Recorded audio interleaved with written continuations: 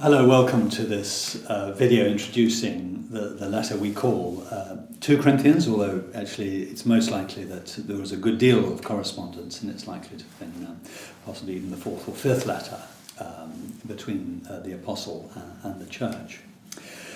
In this letter we see Paul wrestling at a deep level. We see extreme emotion.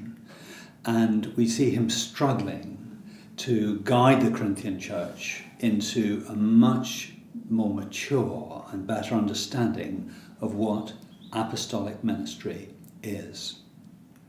The church had come under the influence of a whole lot of travelling orators, both secular, philosophical wisdom teachers, but also a number of religious leaders who are trying to cause the church to come under the Jewish Mosaic law. And they are very, very critical of Paul. Paul and his missionary party have been in Ephesus and have suffered terribly. At one point he says that they almost certain they were going to be killed, that the opposition against them was so strong.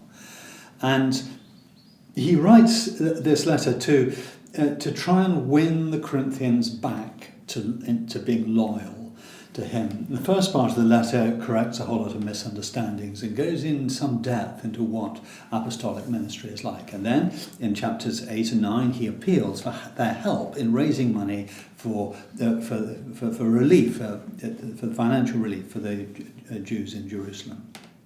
And in the last part there's a much more vigorous defence of his apostolic ministry. In fact, the last 4 chapters may possibly have been written very soon after the first 9 chapters, and maybe 2 letters very, very close together. So what is going on? Well, the essence is that Paul wants them to understand that apostolic ministry is not sort of trailblazing in the way we might describe or look for in celebrity culture today. It's not like that. It's a very, very different form of ministry. It is marked by the cross. It is marked by the death of Jesus. Paul says that we enter into the death of Jesus, and as we live out that, so his power comes in our weakness. In fact, that is probably the main verse in 2 Corinthians, is the verse in chapter 12 where he says, "My grace is sufficient for you, for my power, my strength is made perfect in weakness." Paul writes about, he says, we have this treasure in jars of clay to show that the all-surpassing power belongs to God and not to us. We are hard-pressed on every side, but not crushed.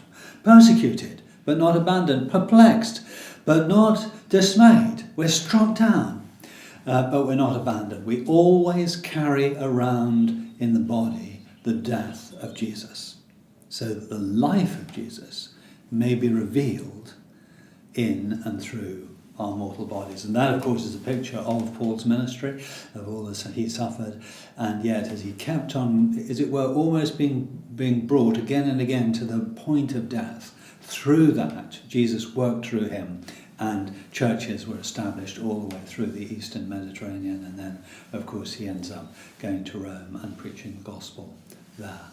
This is a deep and profound letter, and it takes us to the heart of what it means to be a gospel minister.